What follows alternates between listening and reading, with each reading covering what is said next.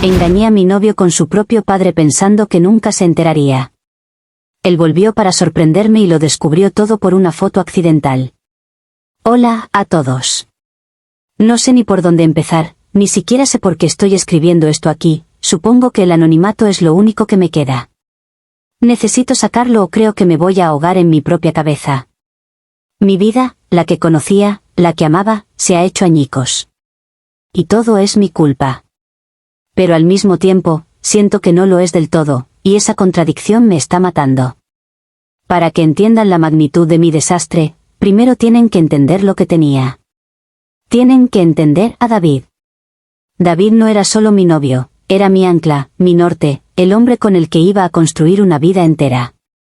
Nos conocimos de la forma más tonta y cinematográfica posible.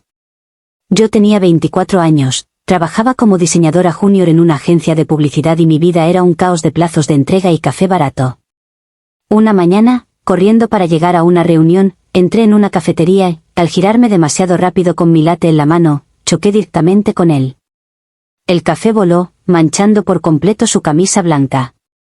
Yo quería que me tragara la tierra. Empecé a balbucear mil disculpas, buscando servilletas, ofreciéndome a pagar la tintorería. Él, en lugar de enfadarse, solo me miró, una sonrisa lenta y genuina se dibujó en su rostro y dijo, tranquila. Era una camisa aburrida de todos modos. Ahora tiene más personalidad. Recuerdo el calor que sentí en las mejillas, y no era por la vergüenza. Era su calma, la forma en que sus ojos brillaban de diversión. Terminó comprándome un café a mí, y hablamos durante casi una hora, olvidando por completo mi reunión. Me pidió mi número diciendo, necesito asegurarme de que no andas por ahí atacando a más víctimas inocentes con cafeína. Ese fue el principio. Nuestra primera cita fue una semana después. Fuimos a un pequeño restaurante italiano que a ambos nos encantaba. Hablamos de todo y de nada. De su pasión por la arquitectura y sus sueños de diseñar edificios sostenibles que cambiaran el paisaje urbano. De mi amor por el arte y cómo, secretamente, prefería pintar con óleo en mi pequeño apartamento a diseñar logos para empresas de refrescos. Descubrimos que ambos teníamos una obsesión con las películas de ciencia ficción de los 80, que detestábamos las aceitunas y que creíamos que la piña en la pizza era un crimen contra la humanidad. Sentí que lo conocía de toda la vida. Al final de la noche, me acompañó a casa y, en la puerta, me dio un beso suave, casi tímido. Fue perfecto. Los siguientes 3 años fueron un montaje de felicidad sacado de una película. Nos mudamos juntos a un apartamento lleno de luz. Yo lo ayudaba a estudiar para sus exámenes finales de la maestría, y él me animaba a montar mi propio estudio de diseño freelance. Construimos un universo solo para nosotros dos. Teníamos nuestros rituales, los domingos de pijama y películas viejas, los miércoles de cocinar algo nuevo y exótico, que a veces terminaba en un desastre y pedíamos pizza, las largas caminatas nocturnas en las que planeábamos nuestro futuro. Hablábamos de matrimonio, de cuántos hijos queríamos, él quería 2, yo 3, de la casa con un gran jardín que compraríamos algún día, donde tendríamos un perro llamado Einstein. David era mi mayor apoyo. Cuando mis padres criticaban mi decisión de dejar un trabajo estable por el incierto mundo del freelance, él me defendía. Ella es la artista con más talento que conozco, les dijo una vez. Solo necesita tiempo. Me hizo creer en mí misma como nadie lo había hecho. Y yo lo amaba por ello. Lo amaba con una intensidad que me asustaba. Sentía que mi felicidad dependía por completo de su presencia, de su sonrisa, del sonido de sus llaves en la puerta al final del día. Nuestra relación no era solo amor, era estabilidad. Era la promesa de que, pasara lo que pasara en el mundo, yo tenía un hogar en él. Y entonces, el paraíso empezó a resquebrajarse. Hace unos 6 meses, David recibió la oportunidad de su vida, un puesto de 2 años en un prestigioso estudio de arquitectura en Berlín. Iba a liderar un proyecto innovador, algo que pondría su nombre en el mapa. Cuando me lo contó, su rostro estaba iluminado de una forma que nunca había visto. Era pura alegría y ambición cumplida. Yo le sonreí, lo abracé, le dije lo increíblemente orgullosa que estaba de él. Y lo estaba, de verdad. Pero mientras lo abrazaba, sentí un nudo de hielo formándose en mi estómago. 2 años. 24 meses. 730 días. La distancia se sentía como un abismo insalvable. En las semanas siguientes, mientras él se sumergía en los preparativos, visados, papeleo, reuniones virtuales, yo empecé a sentirme invisible. Nuestras conversaciones ya no eran sobre nosotros, sino sobre su futuro en Alemania. La emoción en su voz cuando hablaba de Berlín contrastaba brutalmente con el pánico silencioso que crecía dentro de mí. Por las noches, me quedaba despierta, mirando el techo, escuchando su respiración tranquila a mi lado. El silencio en nuestro apartamento, que antes era pacífico, ahora se sentía pesado, premonitorio. La soledad me golpeó mucho antes de que se subiera al avión. Me sentía como si ya se hubiera ido, como si yo fuera un fantasma en la vida que habíamos construido. El miedo a estar sola, a perder esa estabilidad que tanto me costó encontrar, se convirtió en una presencia física y constante. Me dolía el pecho, me costaba concentrarme en mi trabajo. Me sentía frágil, expuesta, como un barco a la deriva sin su faro. Y fue en ese momento, en mi punto más bajo y vulnerable, sin que yo me diera cuenta, cuando la puerta se abrió para que entrara la peor tentación posible. El padre de David, Ricardo, siempre fue una figura amable pero distante en nuestra vida. Es viudo desde hace casi 10 años, un hombre reservado y elegante que adoraba a su hijo por encima de todo. Tras la partida de David, fue él quien empezó a llamarme. Al principio, era una vez por semana. Hola, soy Ricardo. David me pidió que me asegurara de que estabas bien. ¿Necesitas algo? Era dulce, paternal. Yo se lo agradecía, le decía que estaba bien, aunque era mentira. Pero las llamadas se hicieron más frecuentes. Un día me llamó y me dijo que pasaría por mi barrio y que si quería tomar un café. Acepté. Sentados en esa cafetería, sentí un alivio extraño. Él era la única persona en el mundo que entendía exactamente la ausencia que David había dejado. Hablamos durante horas, no de cosas triviales, sino de David. De lo orgulloso que estaba de él, de lo mucho que lo echaba de menos. Y por primera vez en semanas, sentí que alguien veía mi dolor. Ricardo empezó a llenar los vacíos. Me invitaba a cenar argumentando que no era bueno que comiera sola tan a menudo. Me ayudaba con pequeñas cosas en el apartamento, arreglar un grifo que goteaba, colgar un cuadro pesado. Cada gesto era, en apariencia, inocente. Pero cada gesto me hacía más dependiente de su presencia. Pronto, nuestras conversaciones dejaron de girar en torno a David. Empezó a preguntarme por mi trabajo, por mis sueños, por mis miedos. Me escuchaba. Realmente me escuchaba, de una forma en la que ni siquiera David, consumido por su nuevo proyecto, lo hacía en nuestras breves videollamadas. Ricardo me miraba con una intensidad que me inquietaba, a la vez, me hacía sentir vista. Empecé a ocultarle cosas a David. Omitía mis cenas con Ricardo. Cuando David me preguntaba qué había hecho, le daba respuestas vagas, trabajando, viendo una película. La culpa era un zumbido bajo y constante, pero la soledad era un grito ensordecedor, y la atención de Ricardo era el único bálsamo que la calmaba. Me decía a mí misma que no estaba haciendo nada malo. Es su padre. Solo somos amigos. Él está solo, yo estoy sola. Nos hacemos compañía. David lo entendería. La escalada fue tan gradual que casi no la noté hasta que fue demasiado tarde. Pasamos de cenar fuera a cenar en su casa. Él cocinaba, abríamos una botella de vino y hablábamos hasta la madrugada. Una noche, hace 3 semanas, llovía a cántaros. Yo había tenido un día terrible, un cliente había rechazado un proyecto en el que había trabajado por meses. Llegué a su casa empapada y llorando. Ricardo me abrió la puerta, me envolvió en una toalla y me preparó un té. Nos sentamos en el sofá, y yo me desahogué. Le conté lo frustrada que me sentía, lo sola, lo asustada que estaba de fracasar. Él no dijo mucho, solo me escuchaba, asintiendo, con esa mirada compasiva que se había vuelto mi droga. Cuando terminé de hablar, hubo un largo silencio. La única luz era la de una lámpara tenue, y el único sonido, la lluvia contra la ventana. Él se acercó, puso su mano sobre la mía y dijo, «Eres la mujer más fuerte y talentosa que conozco. No dejes que nadie te haga dudar de eso». Y entonces, todo se detuvo. El tiempo, mi respiración, mis pensamientos. Su pulgar acariciaba mi mano. Levanté la vista y sus ojos no eran los de un padre consolando a su nuera. Había algo más. Deseo. Y lo peor de todo es que, en ese instante de pura debilidad y anhelo de consuelo, yo también lo sentí. Se inclinó y me besó. No fue un beso paternal. Fue lento, profundo, cargado de toda la soledad y la tensión que habíamos acumulado durante meses. Y yo le devolví el beso. En mi mente, era una tormenta de justificaciones. Me siento tan sola, David está tan lejos, él me entiende, es solo un beso, un error. Pero una cosa llevó a la otra. Esa noche, me acosté con el padre de mi novio.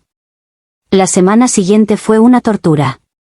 Apenas podía mirar mi reflejo. La culpa me carcomía, pero una parte retorcida de mí seguía buscando la validación de Ricardo. Nos vimos 2 veces más. Todo era secreto, febril, adictivo. Y entonces, David volvió. Llegó una semana antes de lo previsto para darme una sorpresa por nuestro aniversario. El viernes pasado, escuché la llave en la cerradura. Mi corazón se detuvo. Pensé que era Ricardo, que a veces pasaba a verme después del trabajo. Pero la puerta se abrió y era él. David. Con su sonrisa radiante, un ramo de rosas en una mano y su maleta en la otra. Sorpresa, dijo, abriendo los brazos. Corrí a abrazarlo, sintiendo una oleada de amor y de la más sucia y profunda culpa que he sentido en mi vida. Los siguientes 2 días fueron un sueño y una pesadilla. Él estaba allí, era perfecto, me contaba todo sobre Berlín, me hacía el amor, y cada caricia suya era como un hierro al rojo vivo en mi conciencia. El domingo por la tarde, estábamos en el sofá. Él estaba revisando su teléfono, sonriendo. Mi papá está muy feliz de que haya vuelto, dijo casualmente. Dice que te ha estado cuidando mucho. Es el mejor.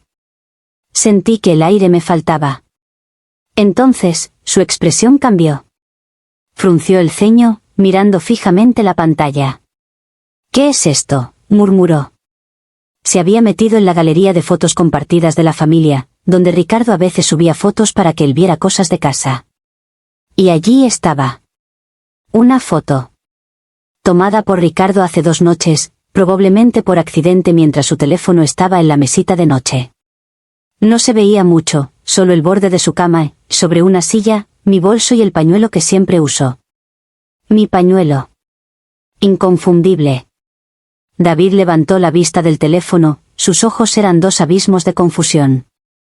¿Qué hacía tu bolso, en el dormitorio de mi padre? El mundo se vino abajo.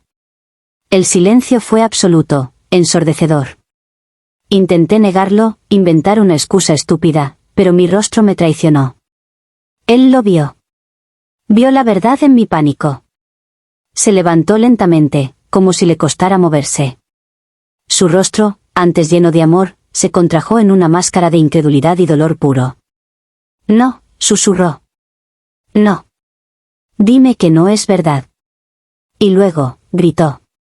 Un grito que no era de ira, sino de agonía. Un sonido animal que me rompió el alma. Con él. Con mi padre. No hubo una discusión. No hubo un, tenemos que hablar. Fue la aniquilación total. Sus palabras fueron cuchillos. Me llamó cosas que no puedo repetir. Dijo que le había quitado no solo a mi novia, sino también a su padre, de un solo golpe. Que había profanado lo único sagrado que le quedaba en el mundo.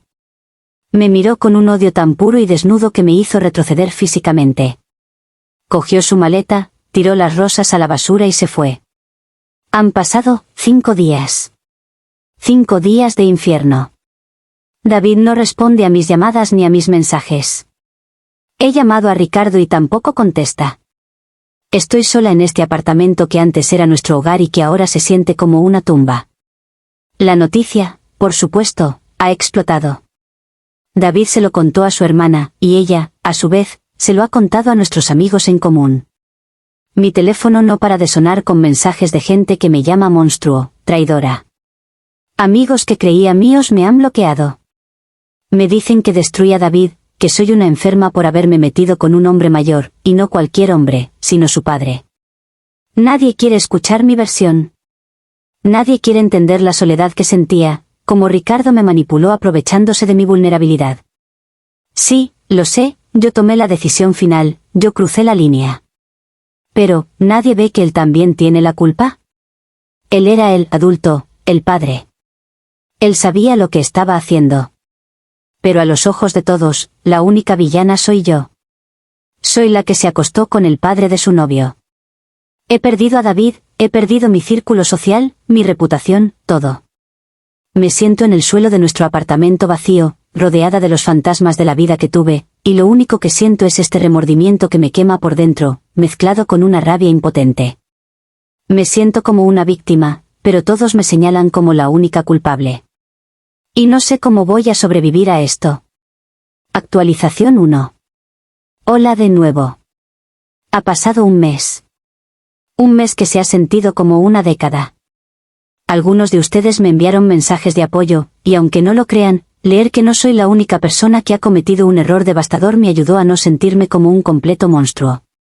A los que me juzgaron, bueno, supongo que tienen derecho. Las cosas no han mejorado. De hecho, han empeorado de formas que no imaginé. David sigue sin hablarme.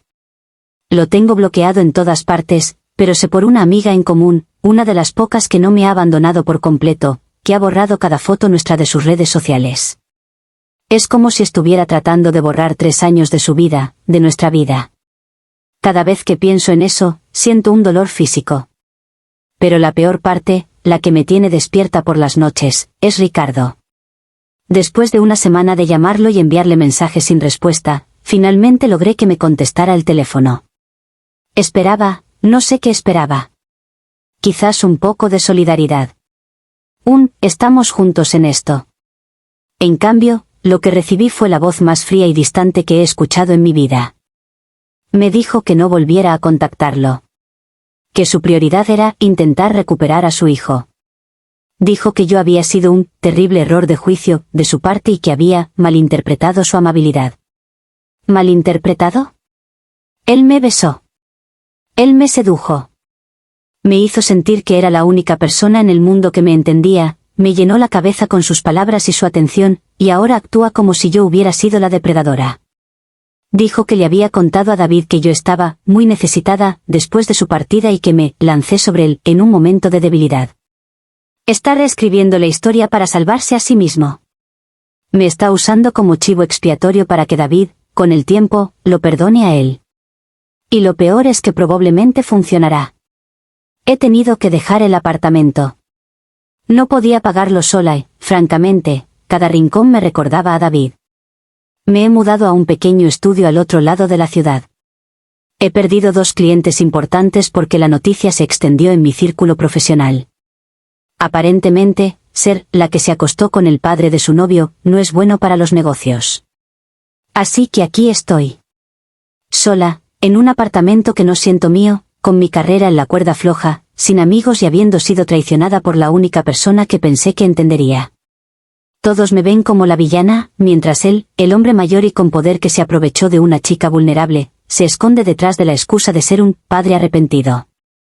¿Es esto justo? He perdido todo, y él probablemente solo perderá un poco de tiempo antes de que su hijo vuelva a sus brazos. Actualización 2. Ha pasado un año. A veces todavía siento como si todo hubiera ocurrido ayer. Otras veces, la vida que tenía con David se siente como si le hubiera pasado a otra persona, como una película que vi hace mucho tiempo. Mi vida ahora es tranquila y vacía. Tengo un trabajo estable en una agencia, dejé el freelance. Es aburrido, corporativo, pero paga las facturas. Ya no pinto. Mi apartamento nuevo sigue sintiéndose impersonal. No tengo muchos amigos, solo algunos compañeros de trabajo con los que salgo a tomar algo de vez en cuando. Nadie aquí sabe mi historia. Soy solo una chica más.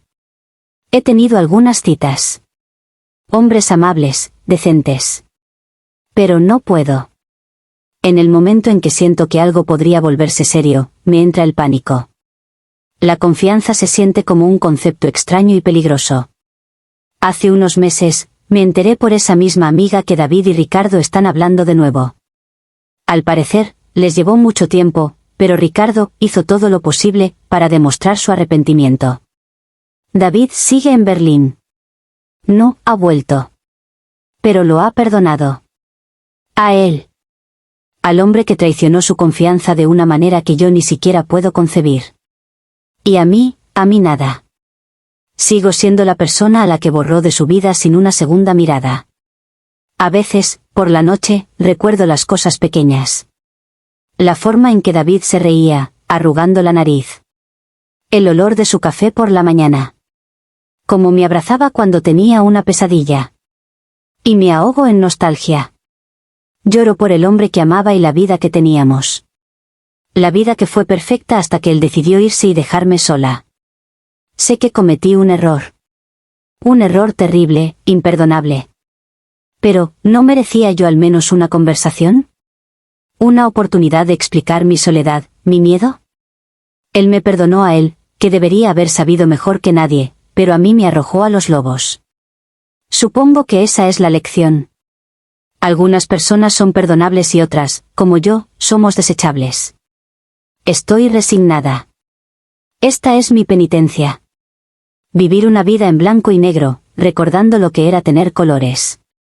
Y sabiendo que yo misma apagué la luz, sí, pero alguien más me había dejado en la oscuridad primero. Actualización 3.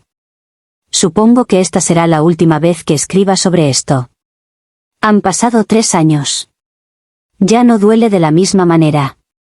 El dolor agudo se ha convertido en una cicatriz, una que a veces tira y me recuerda que está ahí. Hace poco, vi una foto en el perfil de un amigo en común. Era de una boda. David estaba allí, sonriendo. A su lado, una mujer preciosa lo miraba con adoración. Se veían felices. En el fondo de la foto, más atrás, estaba Ricardo, sosteniendo a un bebé, probablemente de otro familiar. Una pequeña y feliz escena familiar. Unida de nuevo. Y por primera vez, no sentí rabia. No sentí celos. Solo sentí, nada. Un vacío. Una confirmación de que esa puerta se cerró para siempre y que yo estoy en el otro lado. He pensado mucho en lo que pasó. Durante mucho tiempo me aferré a la idea de que fui una víctima de la manipulación de Ricardo. Y sigo creyendo que él jugó un papel terrible y cobarde. Pero con el tiempo, he llegado a una conclusión diferente. No fui solo una víctima. Fui débil. Mi amor por David era tan grande que mi identidad se fusionó con la suya. Cuando él se fue, sentí que me habían arrancado una parte de mí, y en lugar de aprender a estar sola, a ser fuerte por mí misma, busqué desesperadamente un reemplazo para ese sentimiento de seguridad. Ricardo solo fue el que estaba allí para ofrecer un parche. Yo lo acepté porque tenía demasiado miedo de enfrentarme a mi propia soledad. No sé si algún día me perdonaré del todo. Probablemente no. He aprendido a vivir conmigo misma, con el fantasma de mi error. Lamento haber destruido algo tan hermoso. Lamento el dolor que le causé a David, un dolor que nunca podré reparar.